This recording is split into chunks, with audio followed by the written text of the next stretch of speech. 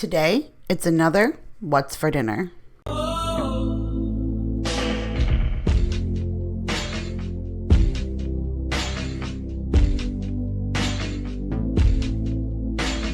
Hey you guys, Kira here from 50 Shades of Mom, tips for all shades of mom life. And in today's video, I have another set of what we had for dinner over the course of the last month or so.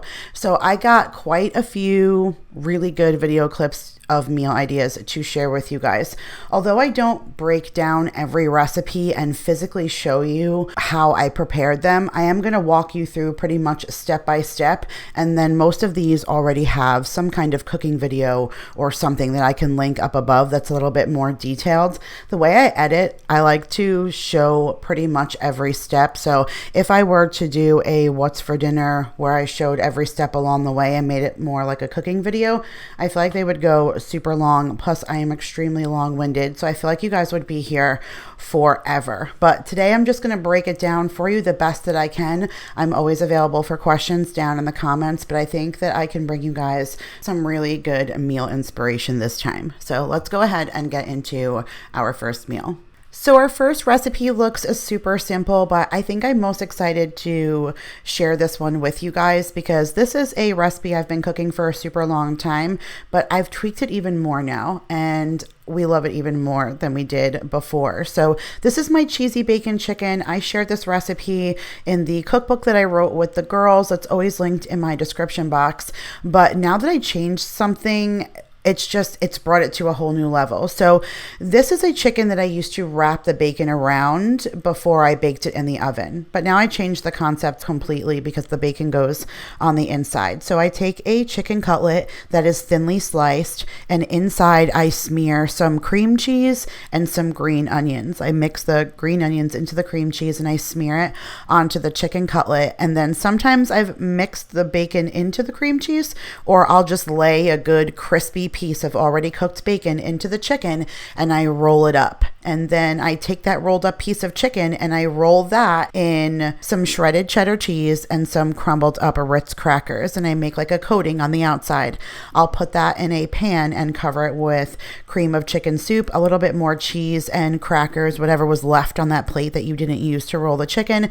And I bake it for about 30 minutes to 40 minutes, depending on how big your chicken cutlets are. And it comes out so tender and so juicy. The cream cheese with the bacon and the cheddar cheese and the Ritz crackers, they all just mix together so well. I serve it with my ranch dressing on the side that just pairs so well with that flavor. And then these are the French fries. They're seasoned crinkle cut from Great Value, Walmart's brand, and we just throw them in the air fryer. But this meal was so good, and I love that this recipe that we just tweaked, that I thought I nailed for so long, we just tweaked it, and like I said, now we love it even more.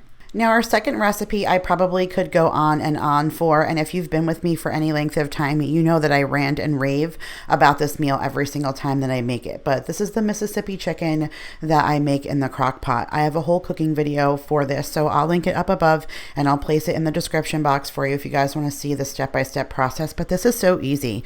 I just use boneless, skinless chicken thighs and get a good crisp on them, cooking them for about 3 to 5 minutes on each side in some screaming hot olive oil, and it just gives a really good crust to each side of the chicken, and it locks in all of the flavor. And you just throw that nice braised chicken into the crock pot and you cover it with a brown gravy packet, a ranch packet, some pepperoncinis, and a half a stick of butter, and shut the lid for 3 to 4 hours on high. And it makes that gravy that goes so well over mashed potatoes and the pepperoncinis. It just makes such a good flavor.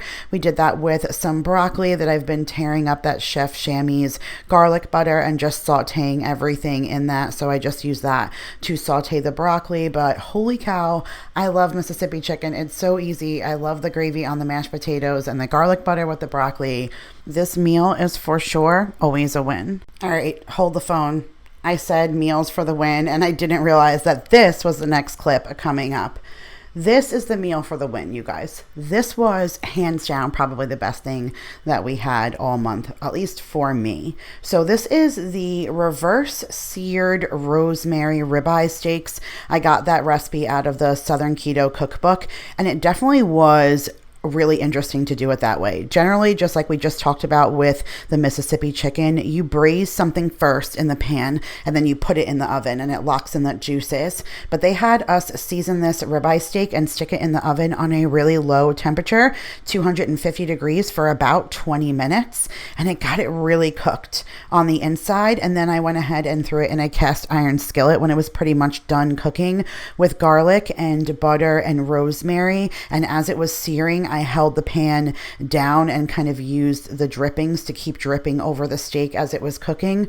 Holy cow. But then I fell asleep and I didn't eat it that night. So the next day was fine with me because it one-ups everything when you add an egg. So I went ahead and cooked a sunny side up egg so I can use that yolk for the steak. I just love when the yolk runs over my steak like that. I went ahead and cooked some buttered noodles. I just put a little bit on my plate, and then those carrots. Okay, you guys, when the steaks were done, I took those carrots that I had boiled on the stove and just got them tender, and I stuck them in that cast iron skillet in all of the juices from the steak and the garlic and the butter and the rosemary, and just tossed them till I got a char on them, and then served them on the side. When I first took them out of the pan, I drizzled just a tiny bit of honey on them, tossed it, and then that's what we used alongside of the steak and the pasta. And holy cow, like hands down, so good. I'm a steak and eggs person, so this just spoke to all of my good vibes. So now here's an idea for you guys that is super cost effective and ridiculously easy.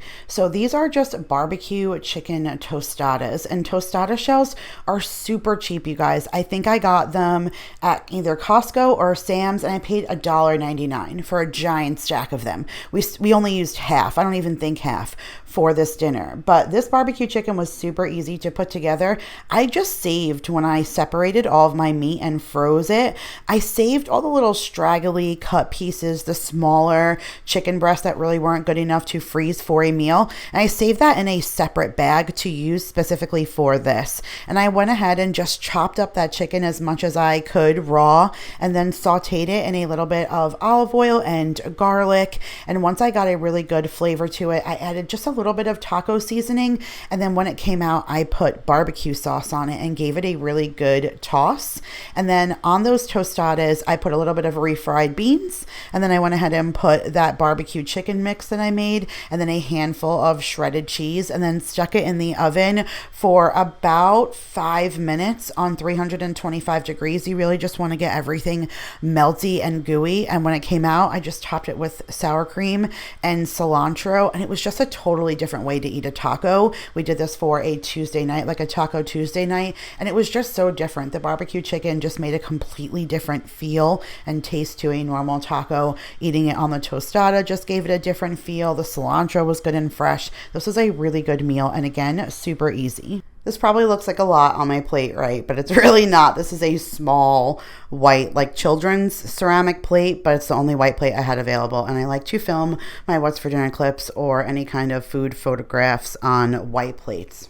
It's just a thing. So anyways, tonight we are doing a French onion chicken. This is a recipe I got off of Pinterest a long time ago. I did share a full cooking video on it, so I'll link it again up above and down below for you guys to check out. But it is super easy, and it is essentially just making a very small batch of French onion soup in a pan and then adding in pieces of chicken, and then you top it with cheese and stick it in the oven, and it gets all melty and bubbly just like a French onion soup, but with chicken. It's so good. And of course, I like stuff that has gravy like that with mashed potatoes. So I have my mashed potatoes and that Chef Shammy's garlic butter broccoli. I probably should do some kind of video on my mashed potatoes. I know that that's something that most people know how to do, but I always feel like I have mashed potatoes in my videos all the time and I never really share how I make them. So something to keep in mind for the future. You guys let me know if you ever want to see how I prepare my mashed potatoes. But this was a super simple meal, but we just love our chicken, mashed potatoes, veggies.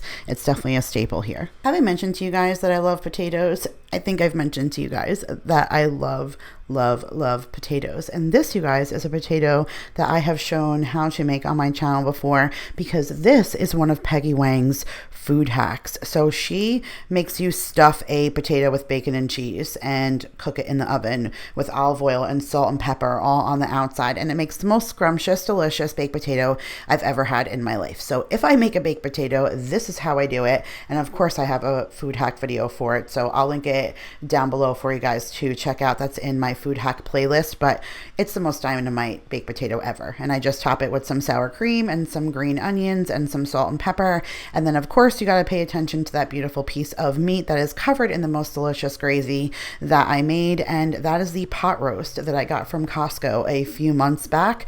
And we finally cooked the very last one that we had, and it just cooked all day in the crock pot for 8 hours, barely any seasonings in the water. It was just so flavorful. And I used the juice to make a gravy, and I love gravy poured over my pot roast like that, a little bit of salt and pepper, and that baked potato. That it was another really, really dynamite meal. This delicious pasta dish is my chicken lanzoni. Well, it's not mine. It's a recipe that I got off of Pinterest, but I love, love, love this recipe, but every time that I share it on my meal planner or in a What's for Dinner, I always feel so guilty sending you guys to this wicked old cooking video. I really need to refilm it in something more updated, but this particular recipe is so easy. But I shared it in a Vlogmas video, my first year that I ever did Vlogmas, and I pretty much vlogged every single day, including during my recipe videos, and just kind of did them not as structured as I do them now, and did them a little bit more easygoing. So I hate sending people to that video because it's so old and it's just not the style that I use anymore.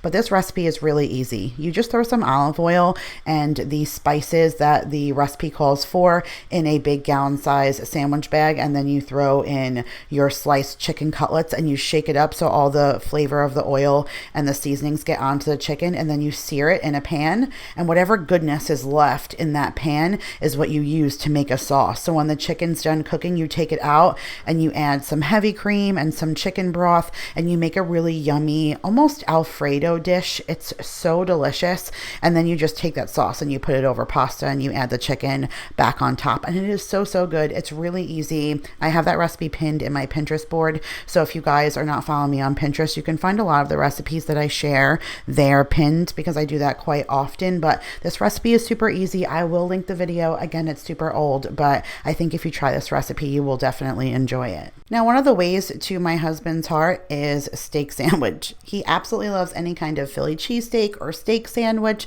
and he really loves the way I prepare this one. I have a man's meal prep video, like a man's edition, where I share like heartier men's kinds of meals. So I'll link that one up above, and I show you guys how I assemble this. But it is super, super easy. It goes so well with our ranch dressing that we make and we put on the side, and some mayo smeared on that bread. It is just so delicious. But that is the $1 everything loaf that I get from Walmart. And then I just saute almost like a stir fry in a pan, some onions, some peppers, and some steak. And then I coat the inside of that bread with some mayo. I put that steak mixture onto the bread. I sprinkle one side with cheddar cheese and one side with mozzarella, and then I stick it in the oven and just let all the cheese get melty. And we always serve it with some kind of tater tots or French fries, but it is always a hit in the house. There's never leftovers. It is just that good, and it's easy, you guys. This was another really great meal, you guys, and I kind of steer away from pasta. You can see that I had like one little scoop of noodles earlier in the video, a tiny little portion during that chicken lanzoni. I don't really like to cheat anymore with the pasta. It's not where I like to give my cheat days to, but I couldn't say no to this because this was just the bomb.com. When I started plating it for everybody, I'm like, how am I not going to eat this for myself? So this is my Alfredo, which I do have a cooking video for. So I'll link that somewhere for you, whether it's up above or down below or both, but it is a really easy recipe. It's 4 ingredients, so you can't beat that. But we filmed a food for dudes, which you guys will see later on in the week, and we made a steak recipe, and there ended up being having a little bit of steak left over. And so I cut up that steak and then I used some of that shrimp that I got at Costco for Mother's Day. And I sauteed both of them in that Chef Chamois garlic butter and a little bit of extra garlic in the pan. And the steak got a little extra crispy and the shrimp came out perfectly. And I just ladled that over that pasta and it was just so dynamite. There was not a leftover. Even Daryl asked last night, hey, was there any leftovers of that Alfredo? And I was like, we had that days ago. Not a stitch is left.